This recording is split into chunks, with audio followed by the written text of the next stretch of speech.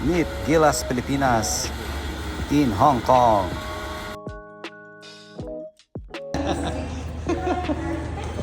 Hi Carla, video teka po. Lalaban niyo yung backyard. Umuwi.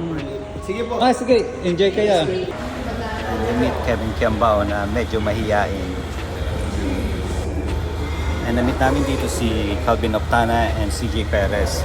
Tinapi ko nga siya dyan kasi binati ko siya ng congrats pagiging finals MVP sa katatapos na Commissioner's Cup.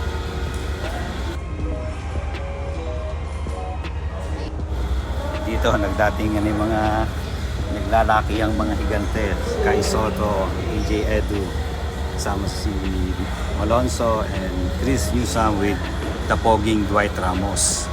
Tapos yun, sa likod si Brownlee, doon parating pala sa si Brownlee, nasa uli kasi po, Carla, isod ng konti, bigyan mo ng space, Justin Brownlee, the Pinoy. At walang katapusang picture-picture. Mr. Brownlee. Wow. Mr. Brownlee. Justin Biyan. Take your time. Justin Pinoy Brownlee. Hindi pa siya masyadong makausap kasi mual ang bibig may sinubo para lang makapagpa-picture. Tama nga sabi ni Thompson nakakabading itong si Dwight Ramos hanggang pogi na rin. Siyempre, hindi tayo mawawala sa eksena. Picture na video pa ang ginagawa ko din Dito na nga nagkaroon kami ng chance makakakwentuhan si Brownlee at Malonzo. Na sinabi namin, wala kami makitang ticket. Baka ako inubos na ng taga-Hong Kong. Tawa naman siya Nakaka-proud tong Gilas Pilipinas team. Lahat sila talagang mapapait. Makaharap sila. Dahil nakatong siguro dahil bagong kain sila dito kaya magaganda.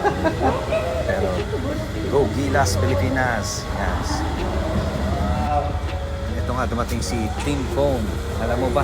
Wow, napakabait niya. Nakipagkwentuhan pa siya sa amin almost 3 minutes.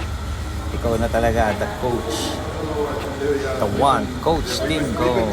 And lastly, huling lumabas na nakita namin Coach Richard Del Rosario.